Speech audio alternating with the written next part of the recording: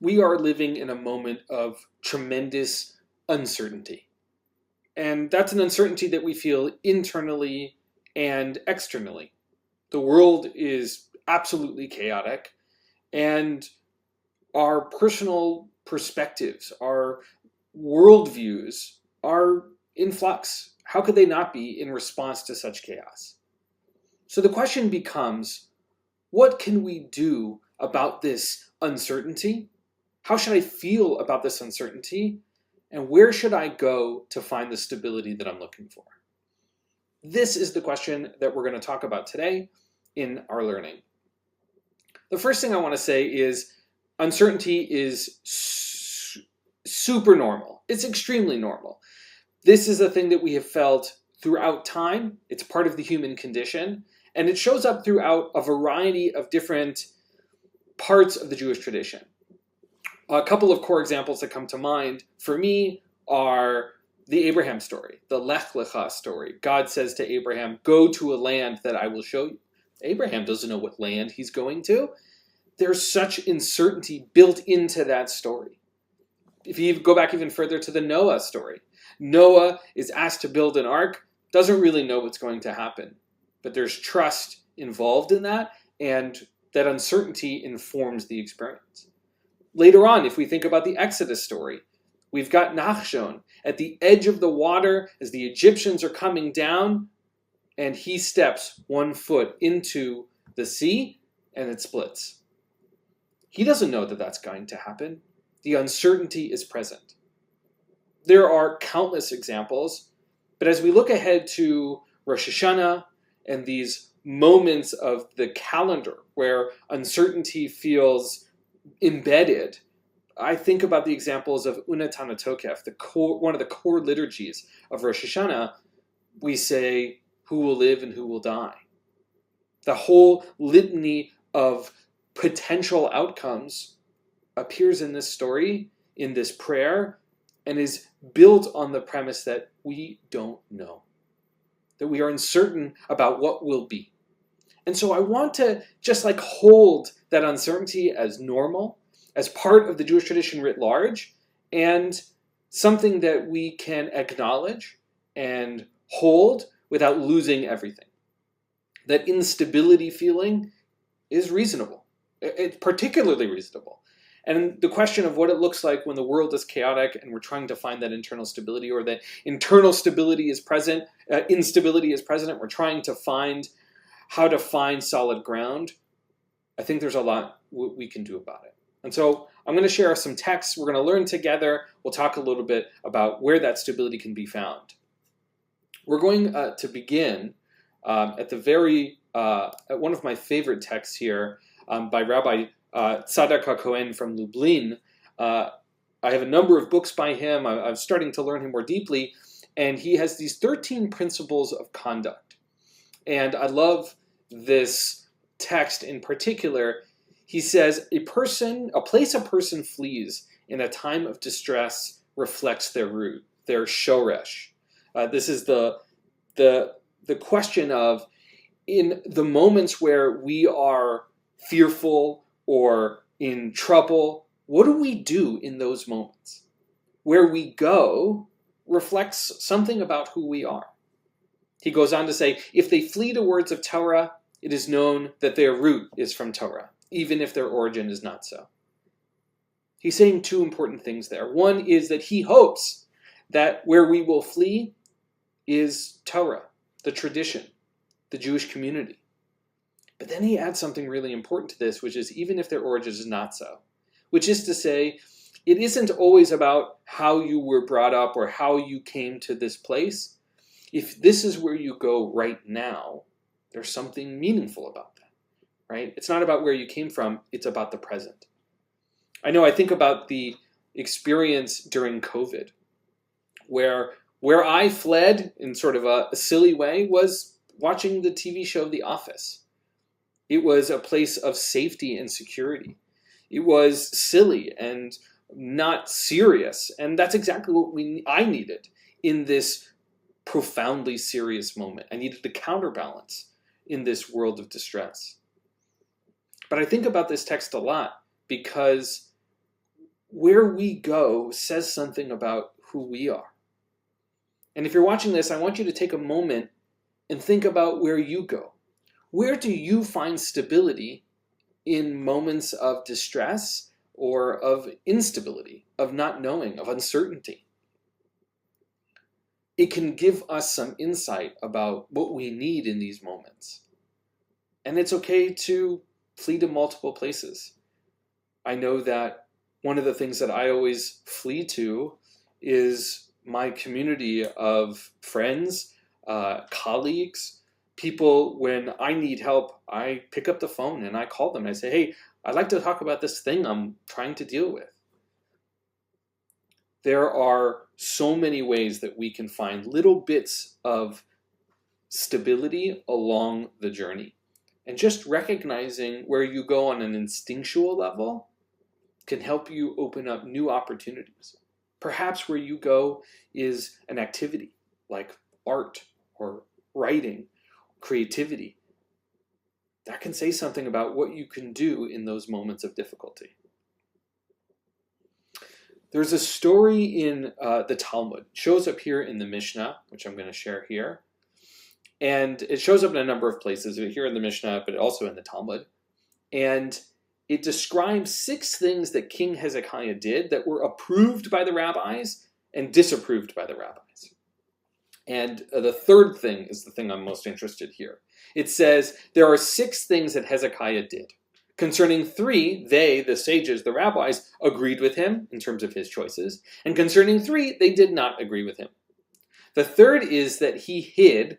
The verb is ganaz, which means to put away, like a geniza, where we put books that are too old to be used. We store them in a safe place. In this case, he hid or suppressed, he ganaz, this thing called Sefer Refuot. Here I've translated it as the Book of Healing. Could be the Book of Remedies. Refuot are things that make you heal, right? Refu'ah means healing. He suppressed this book of healing, and they agreed with him. And so we should ask ourselves, what is this book of healing? Because if it is a solution to every one of our problems, how dare he hide it, and how dare the rabbis agree? Rashi says in the Talmud, where this telling gets told there, Rashi tells us that this book of healing was hidden away so that people would yiv kishu rachamim, so that they would pray and ask for compassion, meaning to say that they would pray for God. Pray to God for healing, which is to say, when this book is hidden away, what choice do they have but to pray for help and support? Now, is this a good thing or a bad thing? If it's really a good solution, how dare we hide it away so that people can't use it? And if it's not something good, then why would prayer be the right solution, as opposed to perhaps seeking a different answer? I find this one particularly difficult for me to imagine if it's a real solution. But the Maimonides offers a different answer, which I think is really important here, and it's brought to us by Bartanura, who is a commentator on the Mishnah. The Rambam explains, Maimonides explains, that the Book of Healing, Sefer Refuot, was a book informing of the matters of the forms of stars and their witchcraft, and a certain form that was made at a known time and period while curing from a specific illness. And this is as close to causing humans to error after idolatry, and for that reason the books were hidden. Which is to say that this wasn't a real solution. This wasn't a book of real remedies. It was witchcraft. I don't mean to denigrate such a thing, but basically false solutions to the problem. And therefore, it was put away. It was leading people astray. I want to unpack this for a second because I think it's so important to this moment. In a moment of instability, we are constantly seeking answers. And I think that's no less true then in the time of Hezekiah as it is for us. We're looking for answers in these moments of tremendous difficulty and instability. And we look to a lot of different kinds of things. In my example with the office, we looked at distractions.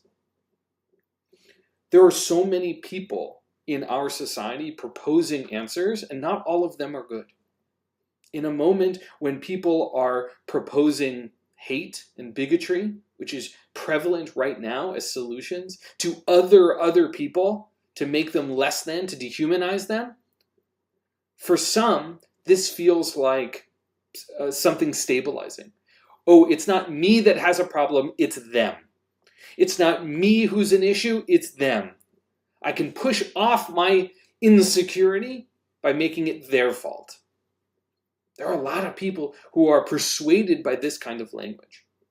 I think that's the kind of stuff, not specifically in Sefer Refuah, but the lesson that we can learn, which is there are a lot of people out there offering you false answers and false solutions to the world's real problems. And they're persuasive and they're intriguing because they are simple answers. Do this, get this. But real life isn't like that. Real life is full of nuance. And so we have to be so careful about how we use the information that we have. We have to be so careful not to be persuaded by false answers. We have to make good choices. We have to be secure in our journey. And part of that means being comfortable with some of that instability and taking the time to get real answers. No shortcuts. And so I want to offer a frame, a lens in which we can use to say, well, what are real answers looking like? What could a good answer look like to our problem? If this hidden away remedy book, which really is just pushing us away towards greed, towards idolatry, towards bigotry,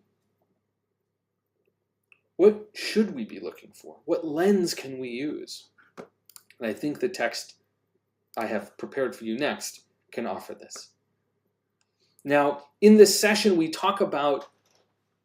to talk about emunah. Emunah is translated as faithfulness. Here, it's somewhat translated as steadfastness. Emunah comes from the same word as amen, what we say after a blessing. Has something to do with belief on some level. But emunah has this idea that our mutual trust of each other, that's real faithfulness. It's mutuality.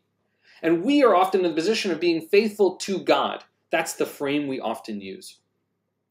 But mutuality is more important than that.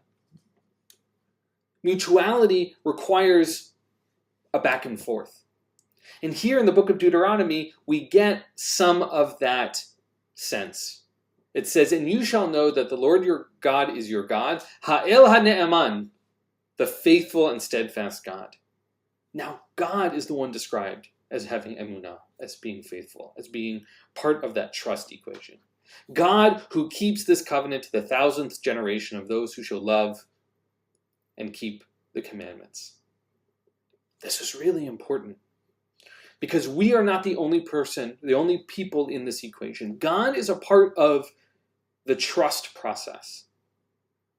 And I want to just highlight that it's not just a relationship, a commitment that God has made with us, but it's those of us who love and keep the commandments. It's those who commit to a worldview of trust, of love of others, of doing the right thing. Orchot HaTzadikim is a Musar text. It's a virtue-based text, and it's there to teach us about how to be our best selves. It's perhaps the self-help of its time. And this is what it says. When there is truth below, God looks down with justice upon the earth. As it is said, truth springs out of the earth, and righteousness has looked down from heaven. Therefore, see that all of your matters shall be done in truth, and rely upon the faithful God who keeps the covenant and mercy with them that love God and keep God's commandments. And you can see that our verse from Deuteronomy is quoted at the bottom. What is this text telling us? Is that truth actually matters.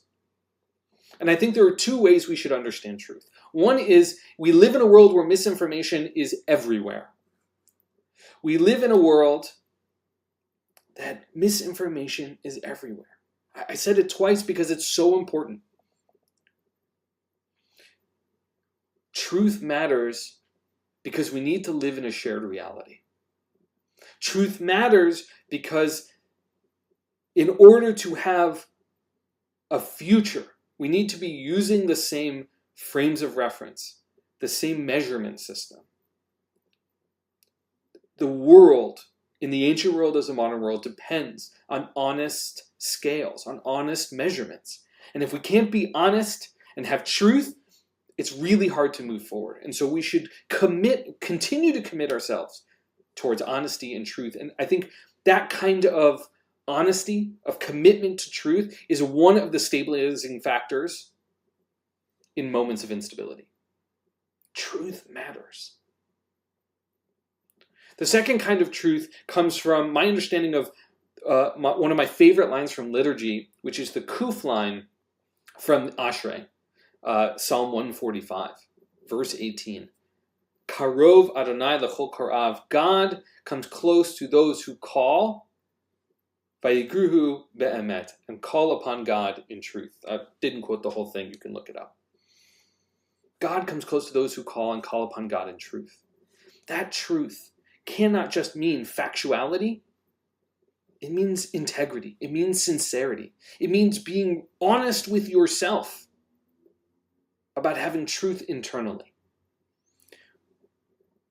Having that kind of integrity and stability, integrity and sincerity, finding it, continuing to seek it, is a recipe for stability. You may not feel it in this moment, right? The whole conversation we're having is about the instability, the uncertainty that we feel both internally and externally. But being committed to integrity, being committed to truth, being committed to being on that journey, to being in the process, that actually does matter. And that is where stability can be found. By asking good questions, by being committed to nuance, to the subtlety, to pushing aside disinformation. That stuff really matters because it gives you solid ground on which to stand in any part of your life. Honesty really does matter. And so I want to leave us with that sense of honesty about, so what do we do next? If God wants us to be true and integritous, how do we find stability altogether? And I found this text from Jeremiah to be really a powerful lesson for us, and I think a recipe for us moving forward to find stability. Jeremiah is speaking to the people, or God is speaking to the people through Jeremiah about what we should do in exile. If we're talking about the distress that Rabbi Tzadok was talking about at the beginning, and where do we flee to? God is going to provide us an answer here. Now, we live in a very different world than Jeremiah did, but the lesson about how we deal with situations of uncertainty, I believe, is the same. And here's what he says. Thus said the Lord of hosts, God of Israel, to the whole community that I exiled from Jerusalem to Babylon. Build houses and live in them. Plant gardens and eat their fruit.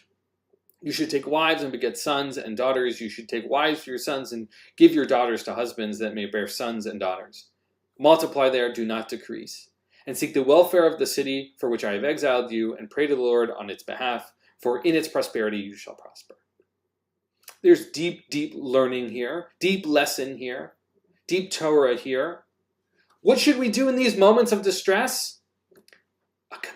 Having a commitment to the future. That's the lesson that we can learn from Jeremiah. Because if you build houses and you live in them, and you plant gardens, and you build families, and you seek success where you are in the community in which you live, and in this case in exile, with other people who are different than you, for your shared prosperity matters. This is how stability is found. In community, in future thinking, in making a commitment to making the world in which you live, the community in which you live, better, and staying focused on the future. In these moments of instability, in these times where things feel uncertain, the lesson from Jeremiah is clear.